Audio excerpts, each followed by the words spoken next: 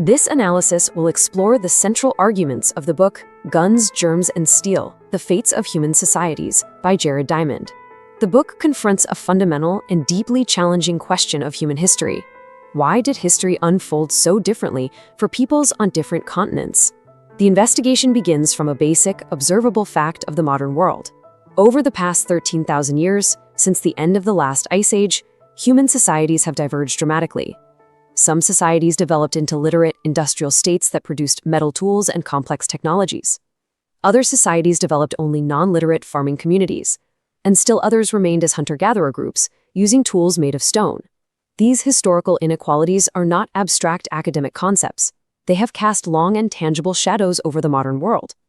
The societies that possessed metal tools, the societies with guns and steel, were the ones that ultimately conquered, displaced, or exterminated the other societies. This outcome represents one of the most basic facts of world history, yet the underlying reasons for this divergence have been and remain intensely controversial. Common explanations have often resorted to racist assumptions about the inherent capabilities of different peoples, theories that the author and modern science reject entirely. This explainer will therefore trace the book's systematic attempt to construct an alternative answer. The goal is to follow the chain of causation backward in time, pushing past the immediate or proximate reasons for conquest to uncover the ultimate, environmental factors that set these different historical trajectories in motion.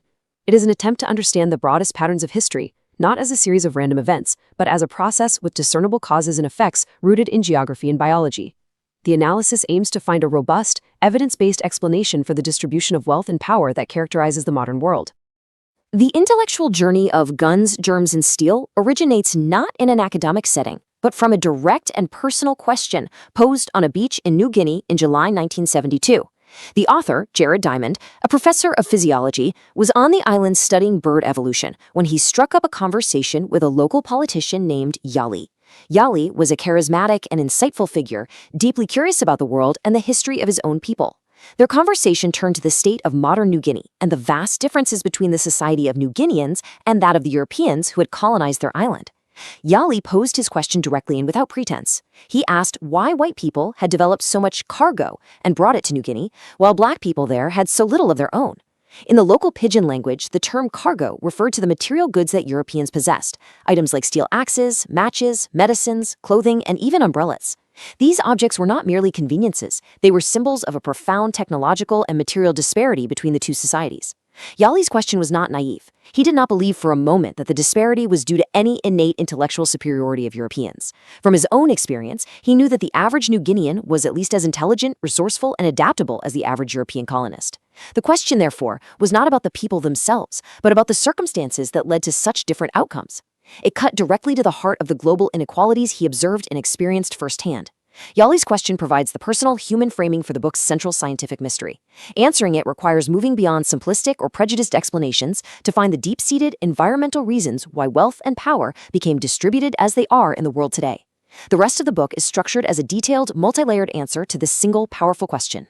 To construct a comprehensive answer to Yali's question, the book's argument will be followed in a clear, step-by-step manner. First, the analysis will begin with a specific historical mystery, a pivotal and dramatic encounter that serves as a microcosm of the larger problem being investigated. Second, the layers of causality will be peeled back to identify what the book posits as the ultimate cause, the foundational shift in human society that drove these global disparities. Third, the explanation will delve into geography's long shadow, exploring the environmental factors that created a significant head start for some societies over others. Following that, the analysis will trace the direct chain of causation from this ultimate cause to the immediate tools of conquest, the guns, germs, and steel of the title. Finally, the discussion will conclude by considering the book's overarching proposition, that human history can be approached as a historical science, capable of explaining its broadest and most significant patterns through rigorous analysis of evidence. The investigation begins with one of the most consequential moments in world history, the collision at Cajamarca. This event, which took place in the Peruvian highlands on November 16, 1532, offers a stark and compelling case study of the inequalities that the book seeks to explain. It was the moment of first contact between the Spanish conquistador Francisco Pizarro, leading a small expeditionary force, and Atahualpa, the absolute monarch of the vast and powerful Inca Empire. The events that unfolded on that day seem almost unbelievable in retrospect. What happened at Cajamarca perfectly illustrates the specific set of advantages that enabled a small number of Europeans to conquer the populous and sophisticated empires of the Americas. Understanding this single encounter in detail is the first step toward understanding the much larger patterns of global history. It presents the problem in its most immediate and dramatic form. The imbalance of the forces gathered at Cajamarca was, by any measure, extreme. Francisco Pizarro commanded a tiny force of just 168 Spanish soldiers. He was deep in unfamiliar territory, thousands of miles from the nearest Spanish reinforcement, and completely cut off from his chain of command. In stark contrast, Atahualpa was at the head of a victorious army. He was the divine ruler of the largest and most advanced state in the New World, and he was in the midst of his imperial army, which numbered around 80,000 soldiers. The Spaniards were outnumbered by a ratio of nearly 500 to 1. The technological disparity, however, was just as profound as the numerical one. Pizarro's men were equipped with the signature technologies of early modern European warfare. They wore steel armor, including helmets and chainmail, and wielded long, sharp steel swords. Their force also included cavalry, soldiers mounted on horses, and a small number of primitive firearms, known as harquebuses. The Inca army, despite its immense size and discipline, was essentially a Stone Age military force. Its soldiers were armed with weapons made of stone, bronze, or wood, such as clubs, maces, and slings. They wore quilted armor for protection and fought entirely on foot, having no mounted soldiers whatsoever. By any conventional military calculation, Pizarro's expedition should have been swiftly annihilated. Instead, in a span of just a few minutes, Pizarro's force launched a surprise attack, killing thousands of Atahualpa's retainers and capturing the emperor himself. The Spanish suffered no fatalities. This single, decisive event decapitated the Inca Empire's rigid command structure and set in motion a chain of events that led to its complete conquest. The central question arising from Cajamarca is, how was such a lopsided outcome even possible? Pizarro's seemingly miraculous victory at Cajamarca can be explained by a clear set of immediate or proximate advantages that his forces possessed over Atahualpa's. These are the direct causes of his success. First and most visibly was military technology. The Spanish cavalry was a decisive factor. Horses, which were completely unknown in the Americas, provided a massive advantage in speed, height, and shock value, allowing mounted soldiers to charge through Inca infantry lines with devastating effect. Steel weapons provided another key advantage. A steel sword is far superior to a wooden club or a soft bronze mace in close combat. Likewise, steel armor offered excellent protection against the weapons of the Inca soldiers. Finally, the Spanish guns, while slow to load and inaccurate, had a profound psychological impact, creating terror through their noise, smoke, and ability to kill at a distance. Second, and arguably the most powerful weapon in the European arsenal, was germs. Epidemic diseases that were endemic in Eurasia, such as smallpox, measles, and influenza, had arrived in the Americas with the first Europeans. These diseases swept through Native American populations who had no prior exposure and thus no immunologic or genetic resistance. In fact, the Inca Empire that Pizarro encountered was already severely weakened. A massive smallpox epidemic had swept through the Andes years before Pizarro's arrival, killing the previous Inca emperor and a vast portion of the population, which in turn sparked a devastating civil war for succession from which Atahualpa had just emerged victorious. Third was maritime technology. Pizarro's expedition did not appear in Peru by magic. It was transported across the Atlantic Ocean on large ocean-going ships. This technology, developed over centuries in Europe, enabled Spain to mount, supply, and reinforce a transoceanic invasion. The Incas, by contrast, had no comparable vessels and were limited to coastal travel in rafts. Fourth was the power of centralized political organization. Spain was a unified nation-state. Its monarchy could finance, equip, and staff such expeditions of exploration and conquest. The state's bureaucracy and command structure allowed it to mobilize resources for long-distance campaigns. Finally, the advantage of writing. Spain was a literate society. Writing allowed for the rapid and accurate transmission of vast amounts of information, including maps, sailing directions, military treatises, and detailed accounts of previous conquests, like Cortez's subjugation of the Aztecs. Pizarro had access to this wealth of knowledge. Atahualpa, ruling a non-literate society, had no written records and almost no information about the Spaniards, their history, their technology, or their ultimate intentions. Identifying Pizarro's immediate advantages at Cajamarca, the guns, germs, steel, ships, and writing, is a relatively straightforward task. It explains the how of the Spanish conquest. But it leaves the deeper, more fundamental question unanswered. This is the core of the book's entire investigation: to understand the ultimate causes. Why did all of these powerful advantages happen to lie with the Europeans? The question must be turned on its head to be fully appreciated. Why wasn't it the other way around? Why wasn't it Atahualpa, armed with steel swords and mounted on fearsome native animals, who built ocean-going ships, sailed across the ocean, and landed in Spain to conquer the armies of King Charles I? Why did the flow of conquest and technology move overwhelmingly in one direction, from Eurasia to the Americas, and not the reverse? Answering this question is far more complex than simply listing the tools of conquest. It requires an investigation that goes back thousands of years before the events of 1532.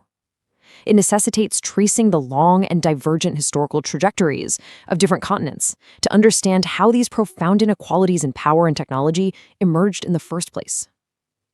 The remainder of the book is dedicated to constructing this deeper level of explanation, moving from the proximate causes seen at Cajamarca to the ultimate causes rooted in the deep past. The argument now moves from the immediate causes of conquest to the next layer of the explanatory onion. The book posits that the ultimate cause behind the vast inequalities observed at Cajamarca, and indeed across the entire globe, can be traced back to a single, profound transformation in human history: the development of food production. For millions of years, every human on Earth had lived as a hunter-gatherer, subsisting on wild foods. The shift to an agricultural lifestyle, domesticating plants and animals, began in some parts of the world around 11,000 years ago. This transition did not merely alter how people acquired their food, it fundamentally reshaped every aspect of human society. It created the necessary preconditions for the development of dense populations, complex technologies, centralized governments, and epidemic diseases. It was this transition that set some societies on a path that would eventually lead to empires, literacy, and steel tools, while others remained on a different course. Understanding the origins and consequences of food production is therefore essential to understanding the long-term history of human societies. What exactly is food production, and why was it such a revolutionary development? In simple terms, food production is the human practice of domesticating wild plants and animals. Instead of merely collecting wild plants, people began to cultivate them as crops. Instead of merely hunting wild animals, they began to herd them. This shift from collecting to producing food had two monumental and interconnected consequences that hunter-gatherer societies could never achieve. First, farming can support far denser human populations. Agriculture, even in its simplest form, can generate vastly more edible calories per acre of land than a hunter-gatherer lifestyle can. A square mile of land that might support a single hunter-gatherer could potentially support 10, 50, or even 100 farmers. Over time, this leads to a dramatic increase in population size and density. In any conflict between societies, sheer numbers are a significant advantage. Second, and equally crucial, food production allows for the generation of food surpluses. Hunter-gatherers consume most of what they find each day and have limited means of storing food. Farmers, however, can harvest crops like grains and store them for months or even years. This stored surplus has a transformative effect on society. When a society can produce and store more food than its population needs for immediate survival, it becomes possible for some people to be freed from the daily task of producing food. This leads directly to the rise of non-food producing specialists. The food surplus can be used to feed a professional army, support artisans and craftspeople who can develop new technologies like metalworking, sustain a bureaucracy to manage the state, support a priesthood, and ultimately support a king or ruling class to lead them all. Hunter-gatherer societies, by their very nature, cannot support this degree of social and technological complexity. Food production, therefore, is the fundamental prerequisite for developing the guns, germs, and steel that define powerful societies. This revolutionary transition to food production did not occur simultaneously across the globe. The timing of its emergence varied dramatically from one continent to another. This timeline illustrates the profound disparity. Food production was independently pioneered in only a handful of centers around the world. The earliest known location was the Fertile Crescent in Southwest Asia, where agriculture began around 8500 BC. Not long after, it also emerged independently in China, around 7500 BC. In the Americas, however, the process started much later. In both Mesoamerica and the Andes of South America, food production began to emerge around 3500 BC, a full 5,000 years after it had begun in the Fertile Crescent. In the eastern United States, it appeared even later, around 2500 BC. In other parts of the world, such as Aboriginal Australia and parts of southern Africa, indigenous food production never developed at all before the arrival of outsiders. This chronological gap is of absolute critical importance to the book's argument. It demonstrates that by the time Pizarro met Atahualpa in 1532, societies in Eurasia had been living in dense, agricultural, and increasingly complex communities for at least 5,000 years longer than societies in the Americas. This represents an enormous head start. Those extra millennia provided the time necessary to develop advanced metallurgy, complex political structures, writing systems, and, as a byproduct of living with domestic animals, a host of epidemic diseases. This temporal head start is a major component in the answer to Yali's question about the global distribution of power. The existence of this significant gap in the timing of food production leads directly to the next crucial question. Why did this gap exist? Why did people in the Fertile Crescent begin farming thousands of years before people in Mesoamerica or Australia? Was this because Eurasian peoples were inherently more intelligent, innovative, or far-sighted? The book argues decisively that the answer is no. There is no evidence to support the idea that human cognitive abilities varied systematically from one continent to another. Instead, the explanation lies not in the people themselves, but in the environments they inhabited. The key factor was the unequal distribution of the biological raw materials that nature provided on each continent. The availability of suitable wild plants and animals for domestication varied dramatically around the world. And it was this variation that determined where and when food production could begin. To begin the transition to food production, a society needs access to wild species that are suitable for domestication. When examining the global distribution of these candidate species, a stark inequality becomes apparent. For plant domestication, the Fertile Crescent was uniquely blessed. This region was the native home to the wild ancestors of 8 of the ancient world's most valuable founding crops. This included high-protein cereals like emmer wheat and barley, protein-rich pulses like lentils and peas, and other useful plants like chickpeas and flax. Together, these plants provided a complete and balanced nutritional package, and their wild forms were relatively easy to cultivate. Other regions were less fortunate. The wild ancestor of corn in Mesoamerica, for example, was a tiny, far less nutritious plant that required thousands of years of selective breeding to become the productive staple it is today. The disparity in the availability of domesticatable animals is even more dramatic and consequential. Throughout world history, only 14 species of large terrestrial herbivorous mammals have been successfully domesticated on a major scale. These include animals like the cow, sheep, goat, pig, and horse, what can be called the major domestic mammals. Of these 14 species, the wild ancestors of 13 of them were native exclusively to the continent of Eurasia. The Americas, in stark contrast, were home to the wild ancestor of only one of these major species, the ancestor of the llama and alpaca, and its distribution was confined to a limited region of the Andes and was not suitable for providing milk, heavy draft, or cavalry. Sub-Saharan Africa and Australia had no native species that were successfully domesticated as major large mammals. This means that Eurasians simply won a form of geographic lottery. They inhabited a continent that happened to be endowed with the best wild plants and virtually all of the best wild animals for domestication. This gave them a monumental head start in developing intensive food production, with all the societal consequences that followed. This raises a further question: why were so few large mammals ever domesticated? Out of the thousands of wild animal species in the world, why did only 14 make the cut? Why, for instance, couldn't ancient Africans domesticate the zebra or the wildebeest, or Native Americans domesticate the peccary or the bison? To explain this phenomenon, the book employs a powerful analogy drawn from literature, the Anna Karenina principle. This principle is derived from the famous opening line of Leo Tolstoy's novel, which states that all happy families are alike, while every unhappy family is unhappy in its own unique way.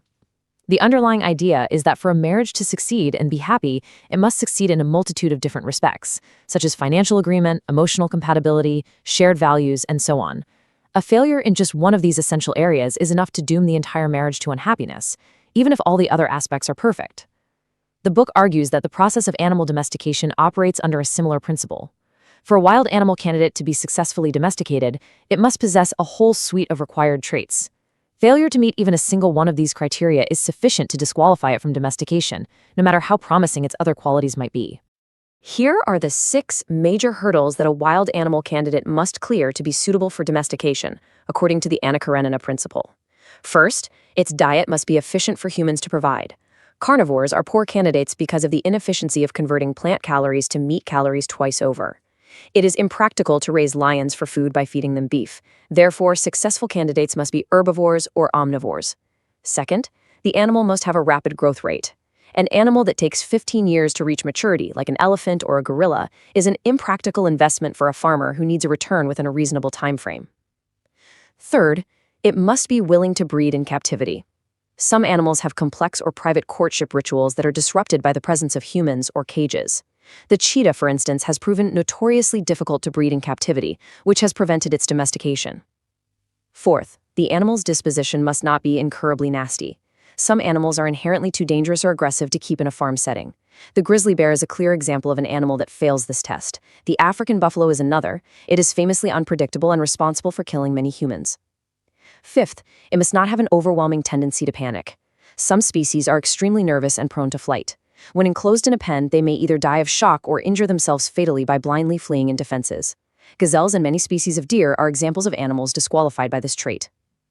Finally, the animal's social structure is crucial. The best candidates are herd animals that have an established dominance hierarchy. Humans can then co-opt this social structure by positioning themselves as the leader of the herd. Animals that are solitary and territorial, like most cat species, are poor candidates. And even some herd animals, like the zebra, lack this crucial follow-the-leader instinct, making them nearly impossible to manage. The conclusion is that out of the thousands of wild mammal species on Earth, only a tiny handful possessed all 6 of these required traits. By sheer luck of biological geography, almost all of those few species happen to be native to Eurasia. Eurasia received a significant head start in food production because it possessed the most suitable raw materials. However, another massive and purely geographical factor greatly amplified that initial advantage: the fundamental shape and orientation of the continents themselves. A simple look at a world map reveals a crucial difference. Eurasia is a vast landmass that is spread out predominantly along an east-west axis.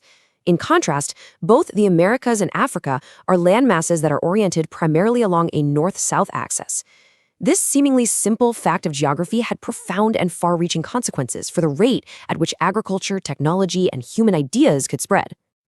The reason continental orientation matters so much comes down to climate. Locations at the same latitude, which is to say locations spread along an east-west line, share a similar length of day and similar seasonal variations. They also tend to share similar climates, habitats, and diseases. This similarity meant that crops and animals domesticated in one part of Eurasia, like the Fertile Crescent, could spread relatively easily and rapidly both east and west to other regions with compatible environments. The wheat and barley domesticated in Southwest Asia were able to thrive when transported to Europe in the west and the Indus Valley in the east because the climates were similar. This facilitated the rapid diffusion of the entire package of food production, along with associated technologies like the wheel and writing, across a huge interconnected zone. On a north-south axis, the situation is completely different.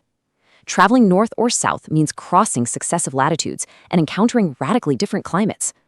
A crop domesticated in one region is often unsuited to the climate just a few hundred miles to the north or south. For example, corn, which was domesticated in the warm climate of central Mexico, took thousands of years to genetically adapt and spread to the cooler, shorter growing seasons of North America. Similarly, the tropical climate and diseases of the Central American Isthmus acted as a major ecological barrier, significantly slowing the spread of crops, animals like the llama, and technologies like writing in the wheel between Mesoamerica and the Andes. In essence, Eurasia's east-west axis permitted the rapid diffusion of food production and other innovations across an enormous area, creating a vast, interconnected zone of development where societies could borrow from and compete with one another.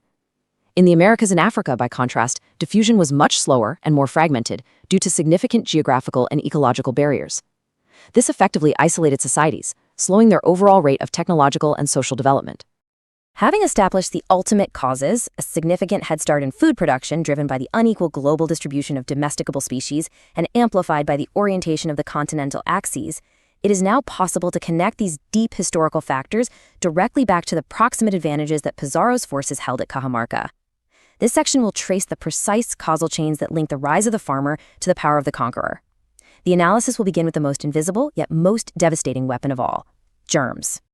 The single most lethal weapon in the European conquest of the Americas was not their guns or their steel swords, but the germs they carried.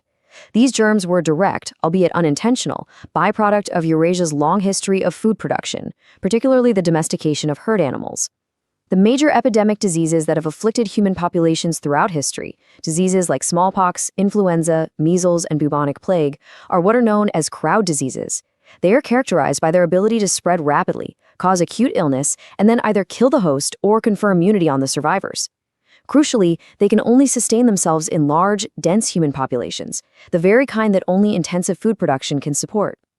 In small, scattered hunter-gatherer bands, an epidemic would quickly burn itself out for lack of new hosts. Furthermore, molecular biology has shown that nearly all of these major human diseases evolved from diseases that originally affected domestic herd animals. Smallpox is now known to be closely related to cowpox. Measles evolved from rinderpest in cattle, and human influenza is related to diseases of pigs and ducks. For thousands of years, Eurasian farmers and herders lived in close, daily, and often unsanitary contact with their livestock. They lived in houses with their animals, breathed the same air, and were exposed to their waste and blood. This constant proximity provided the perfect evolutionary pathway for animal microbes to adapt and make the jump to human hosts. This long history of exposure led to recurring, devastating epidemics throughout Eurasian history. However, over many generations, it also allowed Eurasian populations to evolve significant genetic resistance and immunological defenses against these diseases. When these Eurasians, carrying a host of pathogens to which they were largely immune, then traveled to the Americas, they introduced these germs to Native American populations. Because the Americas had very few domestic herd animals, its peoples had never been exposed to these specific microbes. The result was a demographic catastrophe of unimaginable proportions. These virgin soil epidemics swept through the New World, wiping out an estimated 95% of the pre-Columbian population. It was this lethal gift of livestock that did the most to pave the way for European conquest. Food production also directly enabled the other proximate advantages that Pizarro held over Atahualpa. Consider writing. Writing was independently invented only a handful of times in human history, and in every case it emerged within complex, food-producing societies. The earliest uses of writing were not for literature or philosophy, but for mundane bookkeeping. The cuneiform scripts of Sumer were developed to keep records of stored grain, tribute payments, and labor allocation for the state. Writing provides a massive advantage in managing a complex society and its economy. It also allows for the accurate transmission of information over long distances and across generations, including maps, scientific knowledge, and detailed accounts of previous military campaigns. Next is technology. As previously discussed, food surpluses are essential for supporting a class of non-farming specialists, including full-time artisans and inventors. Without farmers producing a surplus to feed them, a society cannot have people dedicating their lives to mining ore, building forges, and perfecting the complex techniques of metallurgy required to produce steel swords, armor, and firearms. Furthermore, the large, dense, and interconnected populations of Eurasia fostered a more rapid rate of technological innovation. With more people, there are more potential inventors. With more societies in close contact and competition, a useful invention adopted by one society would quickly spread to others, lest they be conquered. This created a continent-wide competitive environment that accelerated the development and adoption of new technologies. Finally, all of these developments lead to the emergence of complex political organization. Managing large, sedentary populations, overseeing irrigation projects, and organizing long-distance trade requires centralized government and a bureaucracy. Food surpluses can be taxed and redistributed to support the political elite, the administrators, and the professional soldiers that constitute a state. And only a state possesses the organizational capacity to finance, build, and man the fleets of ships and armies necessary to launch sustained campaigns of conquest, like the Spanish invasion of the New World. In this way, a direct and unbroken chain of causation links early food production to the eventual rise of powerful expansionist empires. The analysis has now followed the chain of causation from its deepest roots in continental geography all the way to the proximate factors that determine the outcome of the collision at Cajamarca. By synthesizing evidence from a wide range of disciplines, including genetics, molecular biology, archaeology, linguistics, and conventional history, the book argues that it is possible to arrive at a coherent and scientific explanation for the broad patterns of history. The final verdict is that it was predictable environmental factors, and not any innate biological differences among human populations, that provide the definitive answer to Yali's penetrating question about the global distribution of power and cargo. This table provides a concise summary of the profoundly divergent historical paths of the Eurasian and American hemispheres over the last 13,000 years. On every key variable, Eurasia had a significant advantage rooted in its environment. It got a much earlier start on food production, beginning around 8500 BC, thanks to its unique endowment of domesticable wild plants and, most importantly, its near monopoly on the world's major domesticable animals, possessing 13 of the 14 major species. The continent's east-west axis then allowed this highly productive package of crops and animals, along with the technologies developed alongside it, to spread rapidly across thousands of miles. This long history of dense populations living with herd animals led to the evolution of many deadly epidemic diseases, to which Eurasians gradually developed immunity. The result was societies with widespread metal technology, the use of the wheel for transport, and complex state-level political organization. The Americas, in contrast, started on a different trajectory. Food production began much later, around 3500 BC, and was based on a much less potent set of domesticates. The Americas had only one major domestic animal, the llama, confined to a specific region. The continent's north-south axis created significant ecological barriers that severely hampered the diffusion of crops, animals, and ideas. This resulted in smaller, more isolated populations, the evolution of far fewer epidemic diseases, and more limited technological development, with metallurgy being less widespread and the wheel never being adopted for transport. When these two long separate historical trajectories finally collided in 1492, the outcome was largely predetermined by these deep, geographically driven historical differences. This same logic of geographical determinism can be applied at a finer scale to explain developments even within Eurasia itself. This helps to answer a secondary question. Why was it Western Europe, a region that was a relative backwater for much of its history, that eventually rose to global prominence, rather than the earlier, more advanced civilizations of China or the Fertile Crescent? Once again, the answer lies in geography. The geography of China, with its relatively smooth coastline and two large connected river valleys, the Yellow and the Yangtze, facilitated political unification. For most of the last 2 millennia, China has been a single unified empire under a central authority. The geography of Europe, in contrast, is highly fragmented. It is characterized by a jagged coastline, multiple peninsulas, major mountain ranges like the Alps and Pyrenees, and several competing river valleys. This landscape consistently fostered a collection of dozens of competing, medium-sized states and kingdoms. This difference between unity and fragmentation had profound historical consequences. In a unified China, a single decision by one emperor could halt or reverse progress across the entire civilization. This famously occurred in the early 15th century, when the Chinese emperor banned the construction of ocean-going ships and dismantled the nation's world-leading exploratory fleets, effectively ending China's age of exploration in a single stroke. In fragmented Europe, such a comprehensive ban was impossible. No single ruler could stop the continent's progress. If one monarch, like the King of Portugal, who initially rejected Columbus's proposal, refused to found an expedition, there were always other competing monarchs to appeal to, as Columbus eventually did successfully in Spain. Europe's chronic disunity fostered constant competition among its states. This competition, in turn, drove relentless innovation in technology, capitalism, and military power. This internal comparison serves as a test case, demonstrating that geography's influence was not a one-time event, but a continuous force shaping historical trajectories right up to the modern era. This statement brings the book's argument to its ultimate conclusion, providing a direct and powerful summary of its entire thesis. The vast and consequential inequalities in power and wealth that define the modern world are the legacy of a long and complex chain of causation that stretches thousands of years into the past. The ultimate cost for these divergent histories, however, is not rooted in any supposed biological differences among the peoples of different continents. Racist and pseudoscientific explanations are false. Instead, the explanation is found in the accidents of geography and biogeography, the different environmental raw materials and continental layouts with which each society began its journey after the end of the last ice age. By tracing the effects of these environmental differences, the book provides a detailed, evidence-based, and non-racist answer to Yali's profound question. In doing so, it makes the case for a science of human history, one capable of explaining the broadest patterns of our shared past. The book's analysis offers a framework for understanding how the contemporary world, with its specific distribution of power and prosperity, came to be.